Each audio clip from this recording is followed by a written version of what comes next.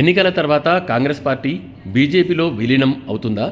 ఇప్పుడు దేశవ్యాప్తంగా కాంగ్రెస్ పార్టీ పరిస్థితి రోజు రోజుకు దిగజారుతున్నది. ఒక్క తెలంగాణలో మినహా దేశంలోని మరే రాష్ట్రంలోనూ రాజకీయంగా కాంగ్రెస్ పరిస్థితి అంతంత మాత్రంగానే ఉన్నదని చెప్పవచ్చు. కర్ణాటకలో అధికారంలో ఉన్నప్పటికీ అక్కడ ఈ లోక్సభ ఎన్నికల్లో ఆ పార్టీ గెలుస్తుందని చెప్పడం కష్టమే.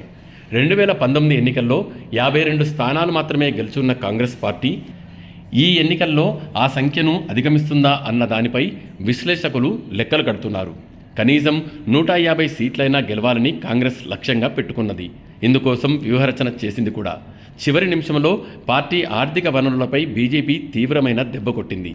ఐటీ రిటర్నులు సమర్పించలేదన్న ఒకే ఒక్క కారణంతో ఆ పార్టీ ఖాతాలు జప్తు చేసింది. అటు ఇండియా కూటమి కూడా కలిసినట్టే కలిసి కుప్పకూలింది. మిత్రపక్షాలు కాంగ్రెస్ను పట్టించుకునే పరిస్థితి కనిపించడం లేదు. దేశవ్యాప్తంగా దాదాపు 10 రాష్ట్రాల్లో కాంగ్రెస్ పార్టీ స్థానిక ప్రాంతీయ పార్టీలతో కూటమి కట్టింది.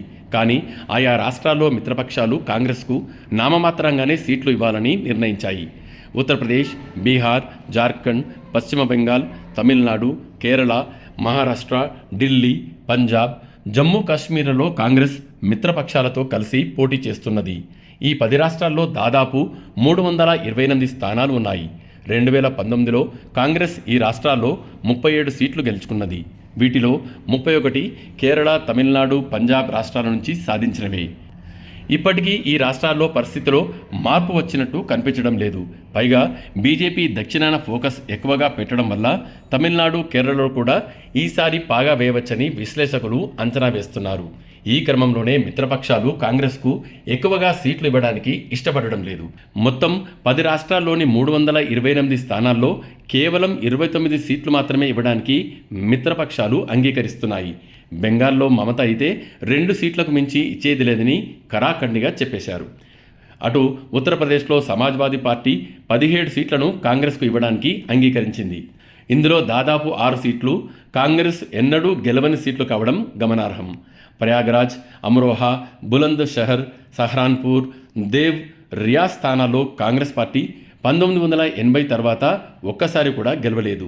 అదేవిధంగా సీతాపూర్ స్థానంలో 1989 తర్వాత కాంగ్రెస్ గెలవనే లేదు. ఈ స్థానాలను అఖిలేష్ కాంగ్రెస్కు విడిచిపెట్టారు. మరోవైపు హిమాచల్ ప్రదేశ్, రాజస్థాన్, గుజరాత్, మధ్యప్రదేశ్, ఛత్తీస్గఢ్, కర్ణాటక రాష్ట్రాల్లో బీజేపీ, కాంగ్రెస్ మధ్యన ప్రత్యక్ష పోటీ ఉంది.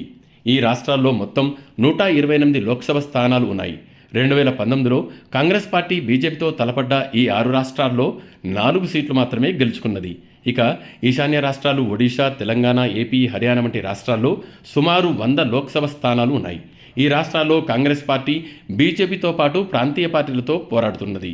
ఈ రాష్ట్రాల్లో 2019లో కాంగ్రెస్ గెలుచుకున్నది 9 సీట్లు మాత్రమే. ఈసారి తెలంగాణలో అధికారంలోకి రావడంతో ఇక్కడ అధికంగా సీట్లు గెలుచుకునే అవకాశాలు కనిపిస్తున్నాయి. తెలంగాణలో 10 వరకు స్థానాలు గెలుచుకోగలమని కాంగ్రెస్ ధీమాగా ఉన్నది. దాదాపు 19 రాష్ట్రాల్లోని 226 స్థానాల్లో కాంగ్రెస్ గెలుచుకున్నది 21 సీట్లు మాత్రమే.